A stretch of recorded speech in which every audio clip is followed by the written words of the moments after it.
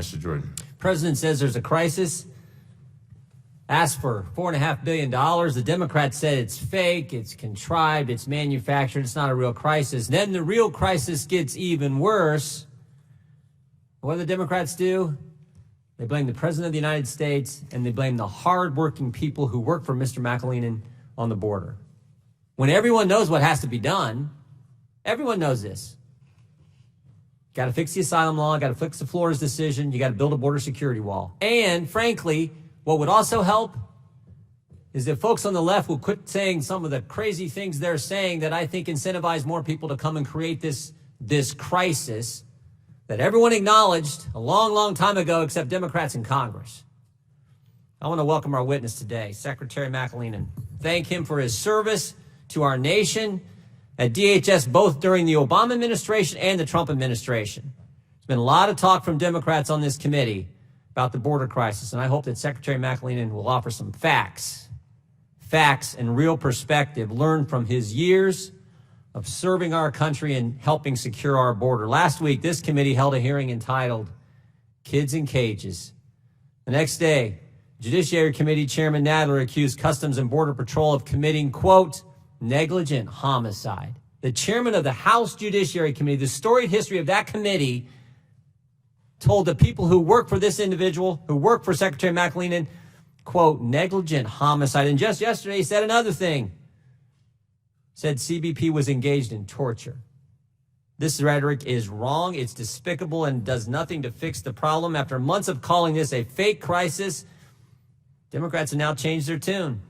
Make no mistake, the Democrats have only changed their tune because the facts simply cannot be ignored anymore. In fiscal year 2019, more than 688,000 illegal aliens, including nearly 133,000 in May 2019 alone, were apprehended between ports of entry along the southwest border, an increase of approximately 80,000 just since October of 2018. And while historically most immigrants were single adult males, 72% of all border enforcement actions in the last month were related to unaccompanied alien children and family units. So what do Democrats do when they have to acknowledge a problem that doesn't align with their politics?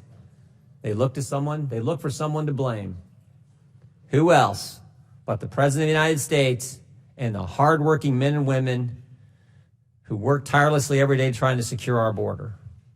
The comments from Democrats in Congress, I think, only serve to demean the public service of our brave Border Patrol employees and, frankly, and this is important, to spark unnecessary outrage. Think about what we've heard from them.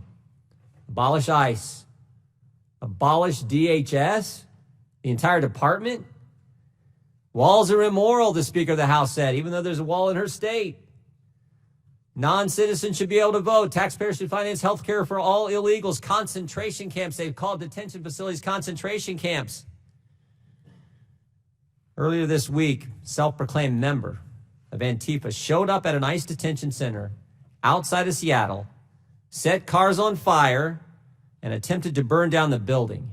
In his written manifesto, this Antifa member wrote that he felt it was necessary to take action against these, quote, concentration camps. Not one single so-called cage has been constructed by the Trump administration.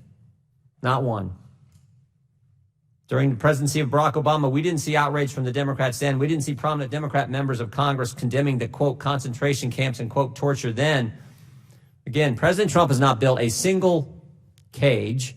The cages you see in the news and on Twitter were constructed by President Obama's administration. In fact, the only thing the Trump administration has used chain link fence for is one temporary facility through which immigrants pass when they initially come and they're getting screened. The detention facilities that the Trump administration built are all air-conditioned, have fresh water, and supplies and folks trained to administer health care and those supplies. You would never know that and listen to the Democrats. After months of the administration highlighting the crisis at the border and making urgent calls for more funding, it wasn't until just before July 4th that House Democrats finally agreed to pass the $4.6 billion emergency border funding bill to provide some resources needed at the border.